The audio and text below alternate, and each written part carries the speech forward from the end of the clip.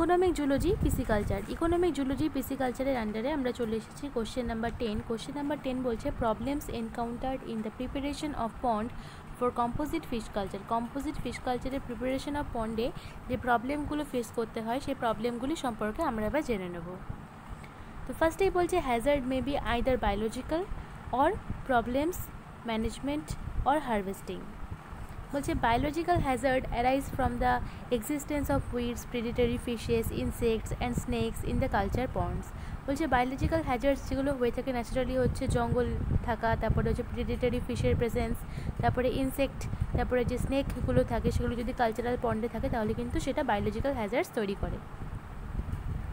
Aquatic weeds if any found in the pond can be very effectively controlled by the introduction of weed eating fishes like grass carp and punctia species। বলছে যদি যে aquatic যদি জঙ্গল থাকে তখন কিন্তু যে অ্যাকোয়াটিক জঙ্গল বা উইডস যেগুলো থাকে সেগুলো খায় যে মাছগুলো, যেমন হচ্ছে গ্রাস কার্প হতে পারে, পাংটিয়া স্পিসিস হতে পারে, এগুলোকে যদি জলে ছেড়ে দেওয়া হয় তাহলে কি হবে, সেই বায়োলজিক্যাল যে হ্যাজার্ডটা অ্যাকোয়াটিক উইডসের জন্য সেটা কিন্তু রিমুভ হয়ে যাবে। নেক্সট বলছে the common predatory fishes Mystus, Ompok, Wallago, Notopterus, Oreochromis etcetera and weedy fishes are Salmostoma, Esomas, Rosbora etc. are found in the ponds। এই কমন প্রেডিটরি ফিশগুলো কিন্তু পুকুরে পাওয়াই যায়। And complete with fingerlings of carps. This should be eradicated during the preparation of pond. এগুলো অবশ্যই পন্ডটা প্রিপারেশনের সময় কিন্তু এগুলোকে ইরেডিকেট করা জরুরি, না হলে কিন্তু ভালো করে ফিশের যে প্রোডাকশন সেটা কিন্তু হবে না। নেক্সট পয়েন্ট বলছে aquatic insects such as Beatles, sea beaster, bugs belostoma, fly nymphs should be eradicated। এই যে অ্যাকোয়াটিক ইনসেক্টগুলো আছে এগুলোকে অবশ্যই ইরেডিকেট করতে হবে। Others like snakes also cause considerable damage to the fish carps by feeding on fingerlings. বলছে কি হয়, যে স্নেকগুলো এই ফিঙ্গারলিংস খেয়ে নেয়, যার জন্য এই যে ডেভেলপিং যে কার্পগুলো থাকে, ফিশের যে কার্পগুলো থাকে ওদের ক্ষেত্রে বিভিন্ন রকম বায়োলজিক্যাল হ্যাজার্ড তৈরি হয়। তারপরে বলছে mollusc in large number always affect the fish adversely. বলছে যদি প্রচুর সংখ্যক মোলাস্কের উপস্থিতি থাকে পুকুরে তাহলেও কিন্তু ফিশের যে ডেভেলপমেন্ট সেটা কিন্তু বাধা সৃষ্টি হয়। They can be controlled by stocking the fish in the pond. বলছে যে এদেরকে কিন্তু কন্ট্রোল করা সম্ভব যদি হচ্ছে ফিশদের স্টকিং করা হয় তাহলে। They feed on mollusc and reduce their infection. তারা কি করে, যে ফিশগুলো এই মোলাস্কদের খেয়ে নেয়, তারা কিন্তু যদি মোলাস্কদের খেয়ে নেয় তাহলে তাদের সংখ্যাটা কমে যাবে এবং মোলাস্কের জন্য যে ইনফেকশনগুলো ফিশের ক্ষেত্রে সৃষ্টি হয়ে থাকে সেগুলোও কিন্তু কমে যাবে।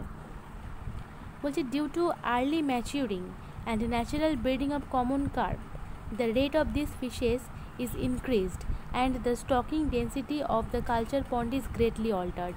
তারপরে কি বলছে, এই যে মাছগুলো কমন কার্প যেগুলোকে হচ্ছে পুকুরে চাষ করা হচ্ছে সেগুলোর যে ব্রিডিংয়ের যে ক্যাপাসিটি সেটা একদম ন্যাচারাল হয়ে থাকে এবং এদের গ্রোথের যে রেট সেটাও খুব হাই হয়ে থাকে। এই জন্য খুব অল্প সময়ে প্রচুর মানে ঘনত্বের একদম ডেন্সিটি বলতে পারি যেটাকে আমরা, মানে প্রচুর সংখ্যায় একটা পুকুরে মাছের সৃষ্টি হয়ে যায়, সেটা একটা প্রবলেম।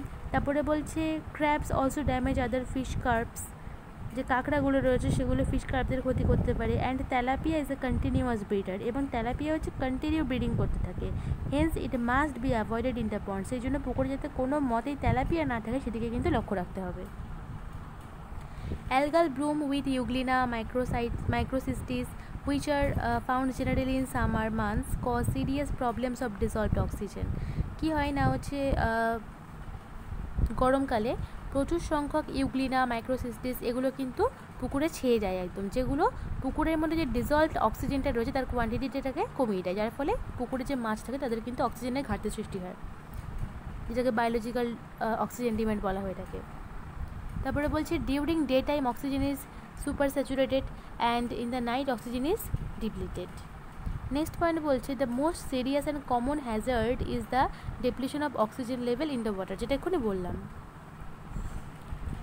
এবার ম্যানেজমেন্ট প্রবলেমস বলছে it is always necessary to maintain at least 2 metre of water depth in the pond. অবশ্যই এটাকে খেয়াল রাখতে হবে যাতে করে পুকুরে যে ওয়াটারের ডেপথ সেটা অবশ্যই 2 মিটারের থাকতেই হবে।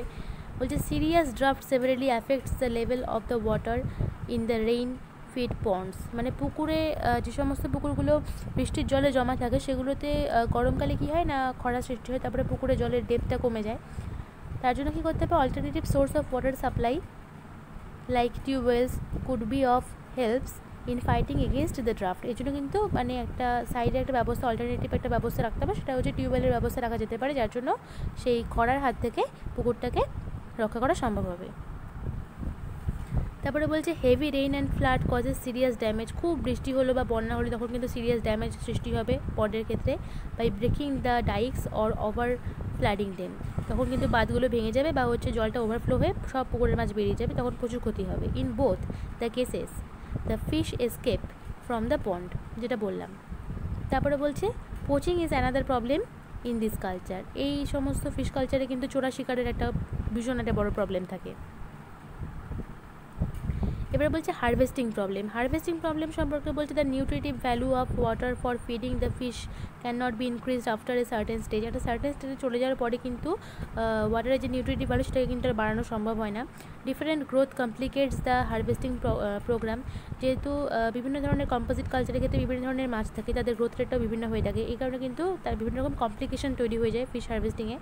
তারপরে বলছে it is suggested that the harvesting time is very much important to synchronise in a community of fish. বলে যে এই ফিশের যে কমিউনিটি সেখানে কিন্তু এই হারভেস্টিং টাইমটা ভীষণ ইম্পর্ট্যান্ট।